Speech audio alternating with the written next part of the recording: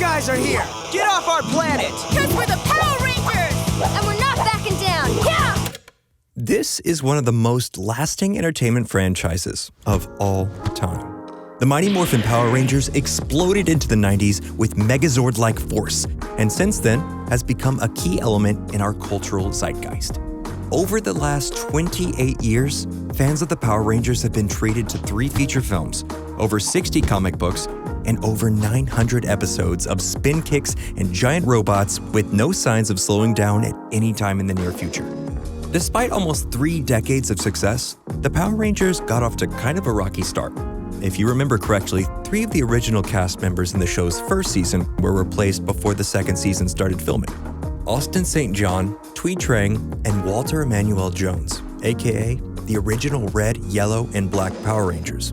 And what happened there is a lesson in not only knowing your value to a project, but also taking action in order to get what you feel like you're worth. The first season of the Mighty Morphin Power Rangers was a colossal success. This is huge for a television show and often huge for all the actors involved. Success means more. More episodes, more work, more fans, and usually more money. Oftentimes, when a show or a film is successful, the actors involved are able to negotiate higher salaries to continue their work. A good example of this is Robert Downey Jr. in Iron Man. He was paid a mere $500,000 to star in Iron Man 1.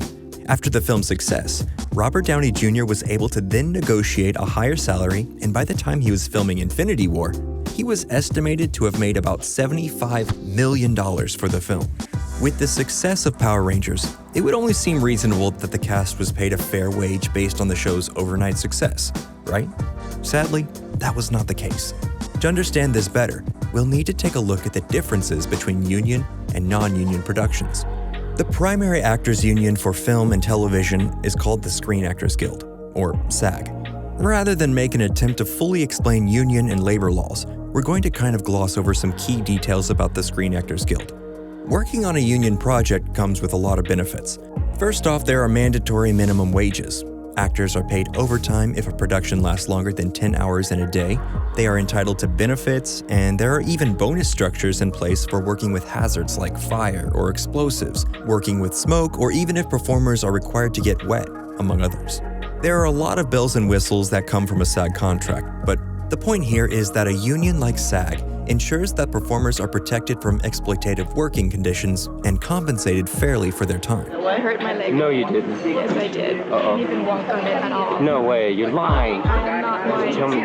Mighty Morphin Power Rangers was a non-union production, meaning that nobody working on the show was ever part of the Screen Actors Guild. There are no guidelines for paying or protecting performers or crew in a non-union project. The pay could be $50 per day, or even nothing at all. Some non-union projects even cite exposure as the pay, as if actors could pay their bills with exposure. The bottom line here is that by switching production to non-union status, the production company behind Power Rangers, Saban Entertainment, was able to circumvent some of the most costly aspects of making a television show, namely, paying their performers. The cast of Mighty Morphin Power Rangers were paid $600 per week. Given that shoots would often run long and were physically demanding, this wage is almost criminally low. Saban took even further advantage of that non-union status and didn't offer any royalties for episodes in syndication for any members of the cast. The actors that were hired were all pretty new to the film-television business. Austin St. John was a martial arts student and still in high school when he got cast. Twee Trang was a 20-year-old student of Shaolin Kung Fu entering her first role. Amy Jo Johnson, who played Kimberly, the Pink Ranger, landed the role 1 month into her foray into acting. Blue Ranger David Yost was cast after only auditioning for 3 months. The point here is that these performers were inexperienced, young actors being offered a role in a television show for the first time. It's doubtful that they were thinking about the subtle nuances of contract negotiations when they accepted. As we stated earlier, the first season of Mighty Morphin Power Rangers was a huge success. The actors were very aware of the show's exploding popularity, and as they watched the flood of merchandise sales grow to an overwhelming degree, This is totally terrific! they grew frustrated that they still were making $600 per week. According to some of the cast members, there may have been an attempt to get the principal ensemble to push Saban Entertainment into creating a union production, but those talks fell through. After that happened, Austin St. John, Thuy Trang, and Walter Emmanuel Jones stopped showing up to voiceover sessions in protest over their low wages. There were threats of leaving, and this battle of attrition went about as far as it could possibly go. There's that age-old saying, the squeaky wheel gets the most grease. Well, sometimes if the wheel is too squeaky, it gets replaced entirely. That's what happened to these three performers. Austin St. John was fired and replaced with the new Red Ranger, Rocky, played by Steve Cardenas. Walter Emmanuel Jones was replaced with Johnny Young Bosch as the new Black Ranger, Adam Park. And Thuy Trang was replaced with Karen Ashley, the new Yellow Ranger, Aisha. I present to you the new Power Rangers.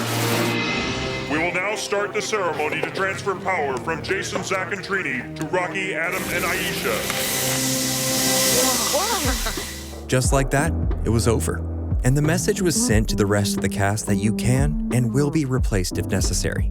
After all, these characters spent over half of every episode inside of a dinosaur helmet that disguised their identity. So the rationale was likely that it didn't really matter who was in the suit.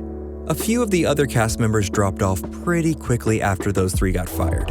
Amy Jo Johnson left the show in the middle of season 2 due to safety concerns. She was almost set on fire during the production of Mighty Morphin Power Rangers the movie, and was electrocuted during the filming of 1997's Turbo, a Power Rangers movie. Things that likely wouldn't have happened on a union project. David Yost hung in there until Power Rangers Zeo, despite being bullied on set due to his sexuality. But that's for a whole separate episode. Since then, there have been over 20 different actors to play every different Power Ranger. In fact, the swapping of cast members has become an expected part of the Power Rangers universe. They took the initial firing of those first 3 Power Rangers and effectively made it into a canonical element of the show. Zordon, what are we gonna do without a Pink Ranger? There is somebody out there that can take my place. Hi, everyone. The power's all yours now. It continues to serve the show well in terms of keeping things fresh and also eliminates any leverage that a cast member might be able to use against the production company. In 2018, after Hasbro acquired Power Rangers from Saban, it was announced that the show was moving toward hiring union performers. But still, that's almost 25 years of getting away with dramatically underpaying your performers. It's part of the reason that there is a necessity for agents, managers, and labor unions in the entertainment industry. A lot of this comes down to what is in the writing. Non-union contracts can have tricky language, and in them, performers may sign their rights to overtime away. They may waive their rights to getting paid for rehearsals and not even know it. Whatever the case may be, your personal value isn't determined by a contract or a membership to a fancy union or anything like that. Your personal value is determined by you and you alone. In the case of the Power Rangers, these performers felt like they were worth more than $600 per week, made a stand, and ultimately were cut loose. But just because they were fired doesn't diminish their value. Despite getting replaced on the show, Austin St. John and Walter Emmanuel Jones are still making appearances at conventions across the nation. Amy Jo Johnson has found success as a filmmaker.